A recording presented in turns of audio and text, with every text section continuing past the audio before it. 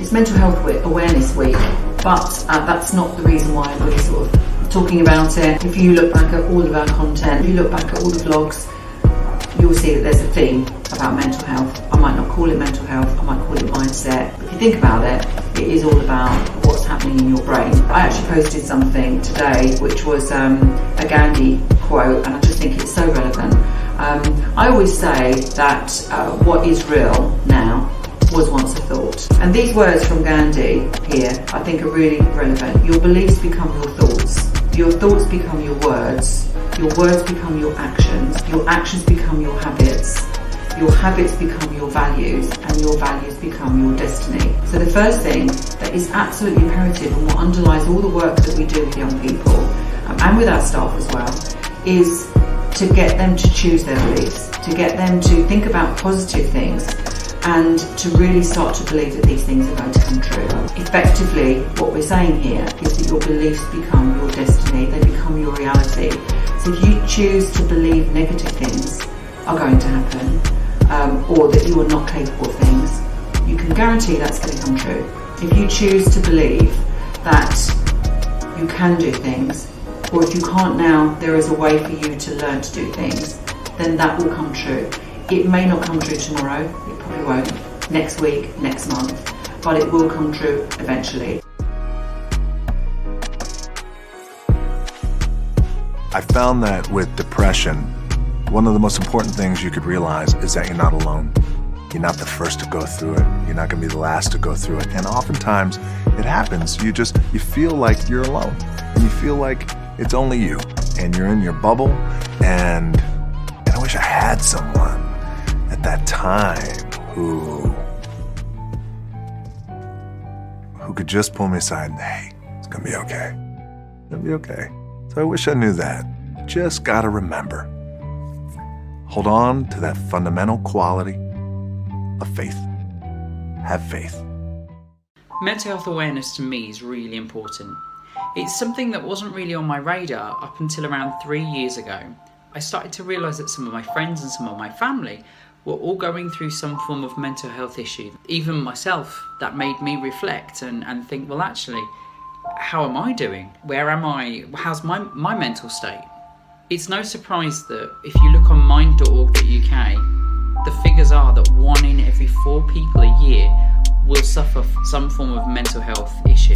This raises significantly if you're part of the LGBTQ community. The first question we always ask people is, how are you? How are you? Are you okay? And the answer is always going to be, I'm alright, I'm good, or I'm okay. Society doesn't want us to say, actually, I'm having a really low day, or actually, I'm having a really, really bad day, because that's not the done thing. And with conversations like that, we're building walls, we're isolating people. We're not allowing those conversations take place. And that's where the stigma comes. The stigma of mental health being a weakness. It's no longer a weakness. It should be a positive thing. We should be talking about these things, being open and honest. Only that way can we provide people with the right support at the right time when they need it. If we think about the 1 in 4 statistic, that could be you, that could be your friends, that could be your family, that could be your workplace colleagues. Someone somewhere is going to be affected by it. It's everyone's responsibility to make those conversations happen. Let's be brave. Let's talk about it. I want to talk about mental health because in my experience in teaching, more and more young people are being affected by mental health issues. What we need to do is be creating an environment where we remove the stigma of mental health so that young people are allowed to express how they're feeling and are freely able to access help and support when they need it. And the only way we're going to do that is by raising awareness and, allowing ourselves to be a support network for all of these young people going through education and certainly starting their careers and helping them to manage those stressful transitions. It's a really important issue because lots of people deal with it and it's not something that you can physically see. Like if you break your leg or something, people know that you're in pain or something's wrong, whereas when it's just in your brain. You can feel like really alone, people don't know, and it's hard to express that and have other people understand. I think the mind is an incredible thing. I know from myself, I don't like heights, and I'm quite logical, and to me, the fact that my mind can actually take over my body and make me feel so scared is incredible. I totally think the mindset is really important. The brain and the mind is such an important muscle, but also quite a delicate muscle, I think. I've decided to talk about bereavement because bereavement is something that affects all of us at one stage or another, if not already. Whether it's a parent, a sister, a brother, a work colleague. So I think having a week dedicated to it, or just having open discussions about it, makes people feel more comfortable, realise that they're not alone. I think having, a positive mindset is very important. Sometimes as a society, we're very quick to say what's going wrong or things are bad, and there is a lot of good things out there, and that's really, we shouldn't ignore the bad things, but we do need to focus on the positive. Don't say to somebody, oh, you'll get over it, because that won't help. Be there for them whenever they need you, Ensure that they talk to you. Try and explain to them what they do have in their life.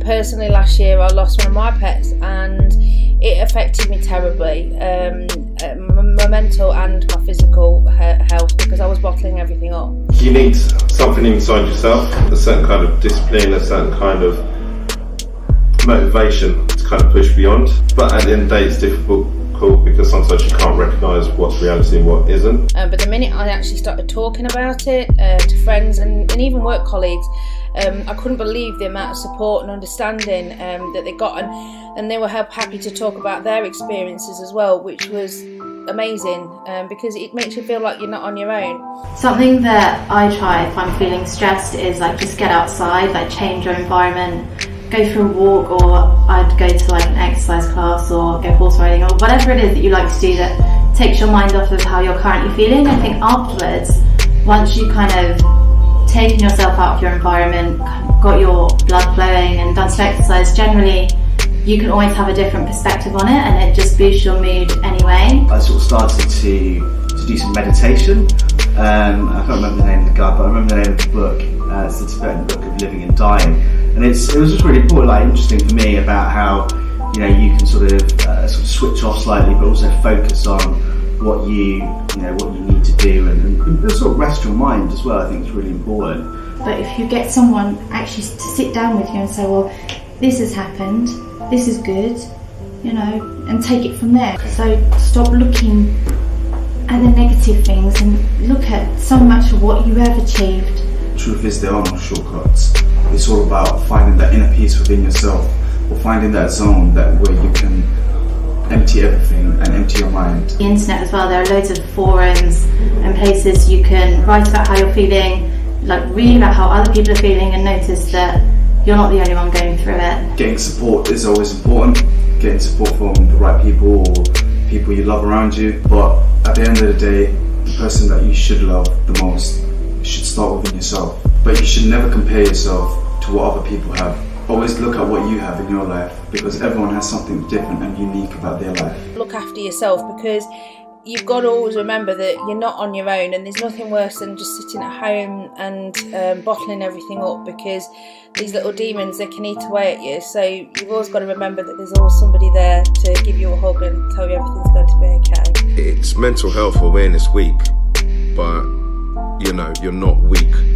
When you see people that you actually love go through that, you obviously tend to take it, you're bound to take it seriously. And I have basically 6 principles which I apply, and perhaps maybe you could apply, or if there's somebody they could apply. Those 6 principles are human interaction, diet, the great outdoors, music, meditation, and exercise.